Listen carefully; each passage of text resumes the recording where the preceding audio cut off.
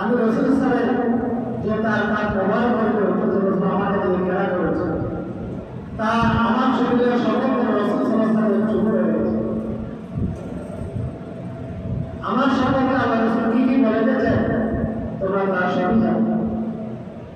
তোমরা কার সাথে যুদ্ধ করার জন্য আসো? আমি তো যুদ্ধের জন্য আসে নাই।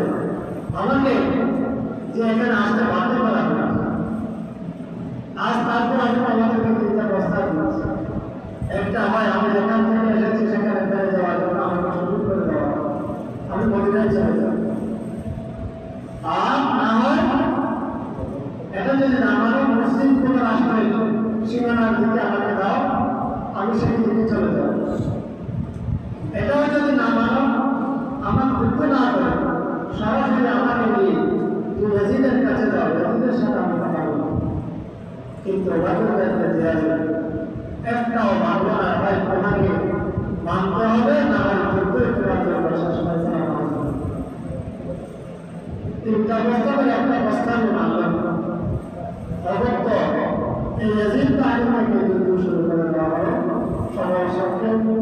এই জন্য সর্বশেষ তিনি অবৈধ শাসন না মেনে অবৈধ শাসনের প্রদাতাদের হাতে 10-12 লাখ টাকা তিনি আল্লাহ রাস্তায় শাহাদাতের বিরোধিতা পাঠ করেছেন।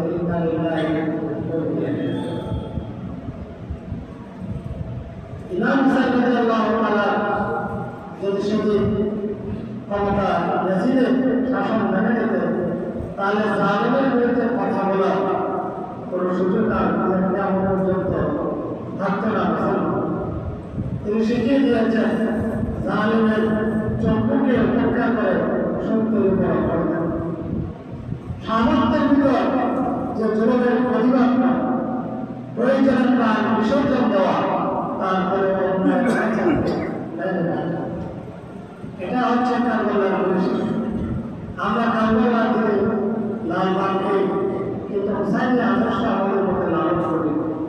নিজেরা জালেমের সাথে আমাদের তারা লালবাগ করি যেন আমরা পারে এই নাম খাবারগুলো নাম করা অর্থ হুসাইন রাদিয়াল্লাহু তাআলা আমরা স্বীকার স্মরণ করছি যেন একদিন হুসাইন রাদিয়াল্লাহু তাআলা শাহাদাত বরণ করেছে। কান করার সমস্যা কিন্তু আসল আদর্শ হচ্ছে সত্যের উপর অটল থাকা, জোরের উপরে ভেড়ে না নেওয়া, জালেমের সংস্পর্শ রাখা। আল্লাহ রাব্বুল আলামিন আমাদেরকে হুসাইনের আদর্শ মহব্বত করে জীবন যাপন করার তৌফিক দান করুন।